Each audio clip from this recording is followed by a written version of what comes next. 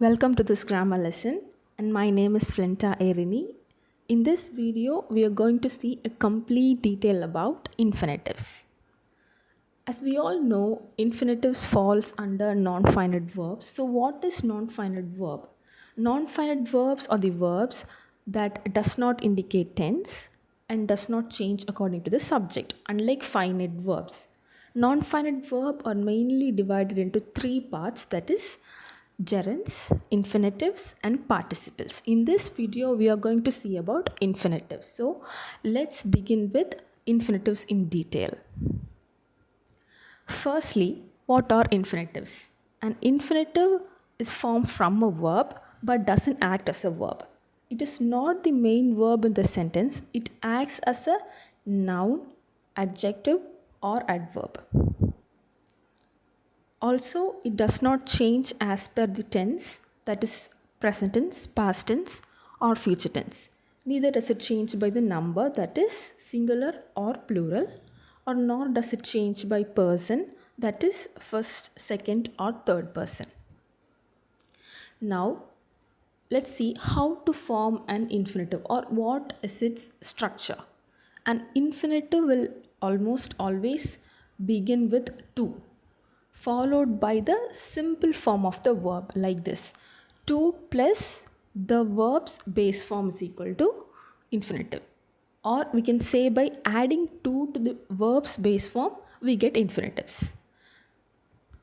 Let's understand this with examples.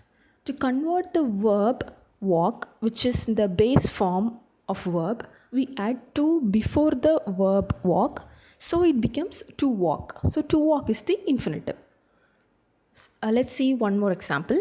To convert the verb read, which is in the base form of the word, we add to before the verb read, so it becomes to read. So to read is the infinitive. Now we got to know how we create an infinitive. Now let's understand how it's used or its usage.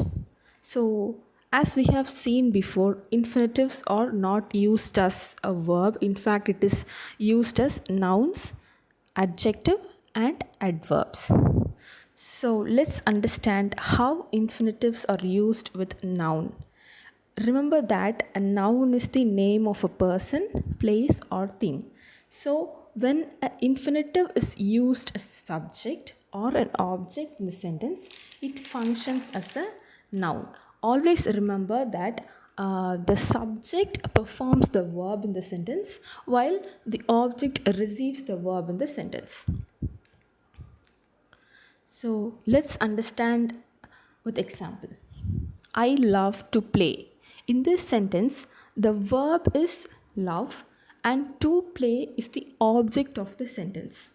So in this case, the infinitive functions as a noun. Here, play is being loved. So remember what I said before, the object receives the verb. So to play is used as an object in the sentence. So it acts as a noun. Let's see the next example. To help others is so important. In this sentence, we have the verb is and to help is the subject of the sentence. This means that the infinitive functions as a noun in the sentence. Also here, the subject noun performs the verb, which is the subject to help. To help is the subject noun. It performs the noun. So now we know how infinitives are used as nouns. Now let's understand how infinitives are used as adjectives. An adjective is a word that modifies or describes a noun, as we all know.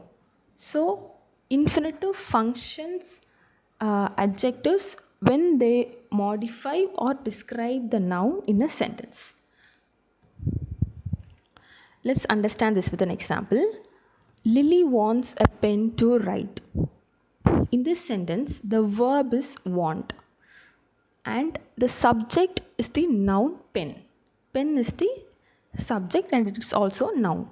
We also see the infinitive to write. Here to write is the infinitive, to write, which is describing the pen, right? Describing the pen. So Lily isn't looking for a pen, isn't looking for any pen. She's looking for a pen to write. So in this sentence, the infinitive functions as the adjective. So now we are clear how infinitives are used as adjectives. So now let's see how infinitives work in adverb. So what is adverb? Adverb modifies or describes adjectives, verbs or other adverbs. They provide the additional information about what, where, how, and sometimes even why. So infinitives functions as adverbs when they are used to give more information about adjectives, verb, or other adverbs in the sentence. So now let us understand this with an example. Mom is going to the store to buy dinner. In this sentence, the infinitive is to buy, as we all know. So the infinitive to buy gives us more information about the verb going. Here going is the verb, right? So it tells us, the infinitive to buy tells us why mom is going to the store. That means to buy dinner. So it gives an additional information. Here we got to know how infinitives are used as an adverb in the sentence. So let's see some more examples related to infinitives. We know that an infinitive is created by adding to the verb's base form, but sometimes the to is omitted. This is known as bare infinitives. So that means in the bare infinitives, we avoid or we do not use the word to before the base form of a verb. So let's understand with an example. She made me do my project. Here, do is bare infinitive. Why we call do as bare infinitive means in front of, before the verb do, there is no to. So we call it as bare infinitive. As we are not written to do. If we written to do, which means it is not a bare infinitive. Here there was no to. Due to the absence of to, we call it as bare infinitive. So I hope it's clear. So let's do a quick recap of what we saw in this video. Firstly, we saw an infinitive. Then we saw its form from a verb. In fact, it is used as noun, adjective, and adverb. And finally, we saw about bare infinitives. So that's all about infinitives. I hope you all understood. Thank you.